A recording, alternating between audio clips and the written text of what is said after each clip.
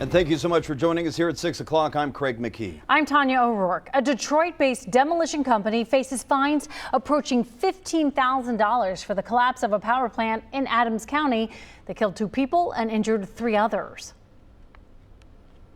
Reporter Dan Monk has been looking into the cause of that tragedy in December and how victims and loved ones are now coping. I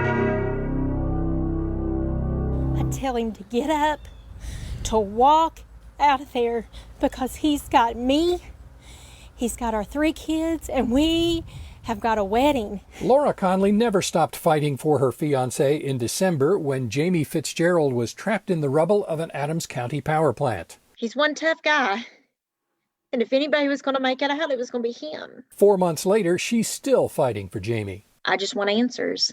I want to know why this happened. The Occupational Safety and Health Administration has proposed fines totaling $14,475 against Adamo Demolition Company for 2 violations related to the December 9th collapse. The company is contesting the violations. OSHA won't say specifically what's alleged.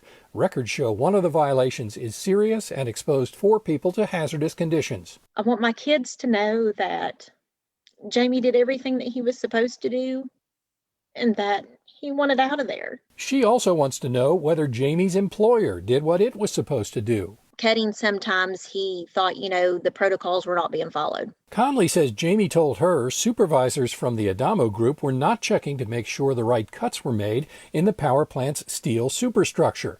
Adamo was preparing to demolish the building with explosives. Cutting steel in advance helps to control how the building drops. I still have questions, and I'm hoping that OSHA can come to the bottom of it to see if those protocols really weren't followed or if they were followed. A former Adamo employee told me the company did not properly supervise the Killen project. Labe Griffith didn't want to talk on camera, but says he worked at Killen for 2 months prior to being laid off in November.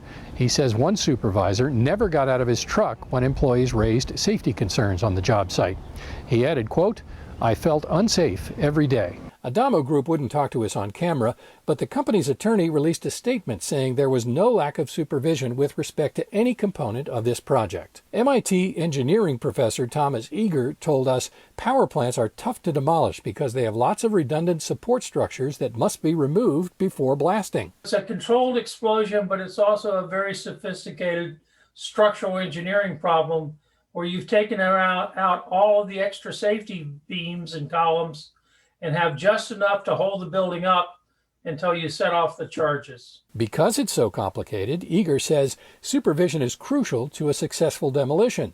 So is listening to workers. Obviously, if some of the workforce were coming forward saying, we don't think this is safe, you should be paying attention. One of the biggest problems is when people don't listen to the workers underneath them. Those are the people on the firing lines. Those are the people whose lives are at stake. As Conley waits for answers, she wants the people of Adams County to know she is grateful for the help they gave her family these last 4 months. And I want people to know that Adams County, I can never repay them, ever repay them. And for them to be such a small community, a small county, they're mighty. They are a mighty big community, as in their need to help and the love that they've shown us. Dan Monk, WCPO 9, I-Team. This is not the first time that Adamo demolition project ended with a fatality. Dan investigated similarities between December's collapse and a 2016 fatality at the Muskingum River plant near Beverly, Ohio. Check out those details in Dan's digital story on WCPO.com.